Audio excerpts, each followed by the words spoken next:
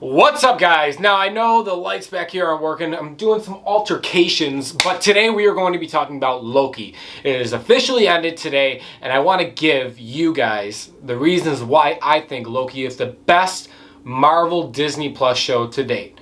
Better than The Mandalorian? My opinion, yeah. Okay, guys, so I'm going to get into things I really liked about this season. Yeah, season. Spoilers, there's going to be a season 2. Thank fucking Lord. So, Tom Hiddleston. Tom Hiddleston's got this character, and he's got it memorized in the back of his head. He knows how to show the right kind of emotion. He knows how to act funny, cool, badass, and everything. So, when I was going into this series, I was not worried about him playing Loki because he knows what he's doing. So I was glad to see that he nailed that part once again. Let's get into the score. The score for me, I thought was so creepy but badass at the same time. I love the score in this whole series, and I hope they use the same one going into the next season as well, and I think they will. Another thing I really liked was the set pieces. The set pieces and the budget, they really show in this series, and I love that. When they go to a couple different worlds, and you just look at that, and then the TVA itself, the set pieces there, and going into in the season finale episode of that whole big castle, and that the set pieces really do show in this series, and I love that a lot in that. And now I also want to talk about the overall storyline. The overall storyline, I love it, and you just basically follow this Loki variant through him trying to uncover what the TVA stands for and what is going on with time and how it's being controlled with the Time Masters and that. And then you get to meet his other female variant, Sylvie, and that brings me right into Sylvie. I love Sylvie. She's a fucking badass. She's awesome, cool, and it would make sense that Loki would be falling in love with himself, practically. And I love that a lot, and I think she's a badass, and I hope we get to see her in season 2 as well. I also want to talk about Owen Wilson. Fucking incredible! I love him. Wow. I wish he would have fucking said it. I hope he says it in season 2. I love his character, though, of Mobius, and I thought it was awesome. I'm glad to see him in the MCU finally. I didn't know if I was going to like him a lot or he was going to be an annoying character, but he fucking ended up becoming an awesome character. Another thing I want to talk about is the world of the TVA and the variants. I liked the world building aspect they built around the 6-episode series. Yes, I do wish that I wish the seasons would, or the episodes would be longer than 6, maybe 8 or even 10, but the budget really does make up for them being about a 35 to 45 minute episode. But I love seeing the TVA. I love how this was all built, and then it was built around a lie, and seeing the time variants and all these other kind of variants of Loki we see when we go into that, when after he gets probed, I think it's called, or something. I forgot what it's called, but when he melts and that stuff. So I thought that was cool that we get to see the other kinds of Lokis that are variants of the timeline, and we get to understand their storylines. We see Frog Thor, we see a crocodile Loki, or an alligator Loki, we see a little kid Loki, we see an older Loki that survived Thanos's I thought that was badass. Now, another thing I want to say is the fight scenes, and now we're going to get into a couple things that are hit or miss for me. I will get right into the first thing is that the fight scenes for me are hit and miss. For me, in the beginning of the series, the fight scenes weren't that great, but they really, really improved. So that's how I want to get that out. That's a big plus, and I'm glad to see that like transition into more of a positive. Another thing I want to say that I forgot is I could not believe how emotional this series was.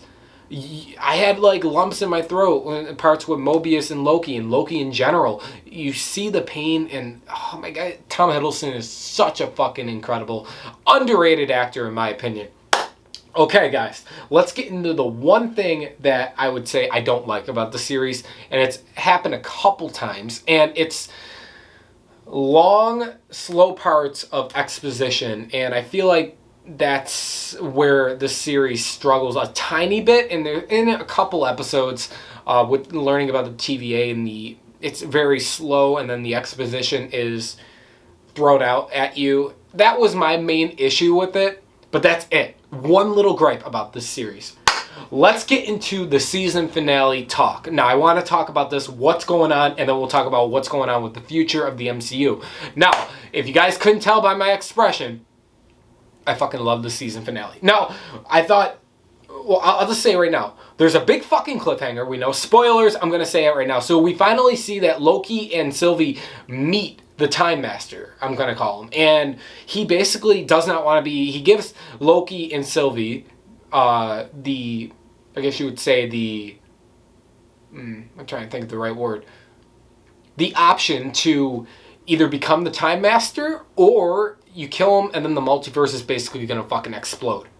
And Loki and Sylvie have this big back-to-back battle, little fight sequence, and Sylvie ends up kissing Loki and throwing him back to the TVA. Now, at the TVA, Mobius is trying to expose all the people and let them know that they're all variants of themselves. And I thought that was pretty fucking cool how they were doing it. The one of the guards took the other guard. They went back to 2018 and showed that the leader of the TVA there was actually a teacher and she's a variant of herself. I thought that was pretty cool.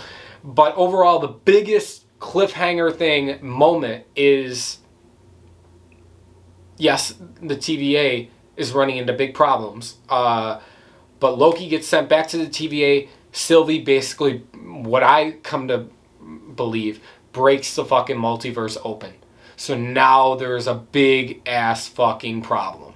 And that's going to lead into a lot of elements in the MCU, guys. Spider-Man No Way Home, fucking Doctor Strange in the Multiverse of Madness. Now, one of the big things I want to say is right before I get into what I think the future of the MCU is going to be, I like how we got to understand how the Time Master works in that. I'm glad how we see how he manipulates the time and that stuff and how everything's set in destiny and that. But the big thing was, let's get into, I'm getting jiggly. I might watch the whole series again. But let's talk about, we see that in the ending scene, Loki runs up to Mobius and Mobius doesn't know who he is. What does that mean? Ooh, I have two ideas of what that means. Either it's another Mobius already,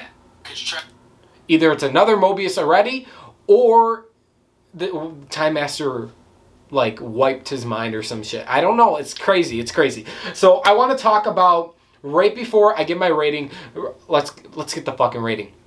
I rate this show a 10 out of 10. This is the best Marvel show, Disney Plus show yet.